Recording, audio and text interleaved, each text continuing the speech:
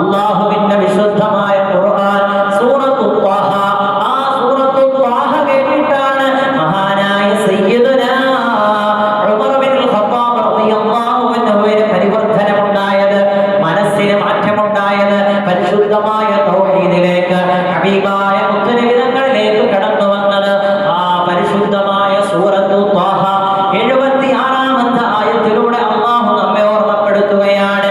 ജന്നാതു അദ്നിൻ തജ്രി മിൻ തഹ്തിഹൽ അൻഹാർ, താഴ്വരയിലൂടെ അരുവികൾ ഒഴുകുന്നതായ സ്വർഗ്ഗാരമങ്ങൾ, സ്വർഗ്ഗങ്ങൾ ആർക്കുള്ളതാണ്? ഖാലിദീന ഫീഹാ, അതേ താഴ്വരയിലൂടെ അരുവികൾ ഒഴുകുന്നതായ സ്വർഗ്ഗം, ആ സ്വർഗ്ഗത്തിൽ അവർ ശാശ്വതരാണ്, നിത്യവാസികളാണ്, സ്ഥിരമായി താമസിക്കുന്നവരാണ്. കാരണമെന്ന് അറിയുമോ? വദാലിക ജസാഉ മൻ തസക്ക,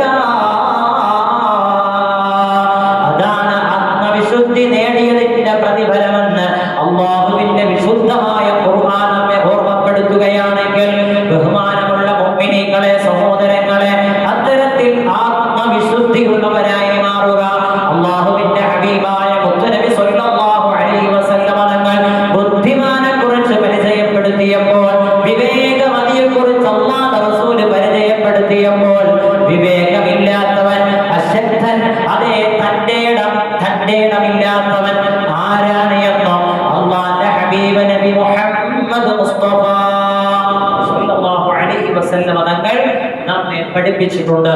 അല്ലാഹുവിന്റെ റസൂൽ സ്വല്ലല്ലാഹു അലൈഹി വസല്ലം തങ്ങൾ ബുദ്ധിശാലിയെക്കുറിച്ച്, വിവേകമുള്ളവനെക്കുറിച്ച് അല്ലാഹുവിന്റെ റസൂൽ സ്വല്ലല്ലാഹു അലൈഹി വസല്ലം തങ്ങൾ പരിചയപ്പെടുത്തിയ ആ മുത്തുനബി തങ്ങൾ വിവേകമില്ലാത്ത, അശക്തനായ, തന്റേടമില്ലാത്ത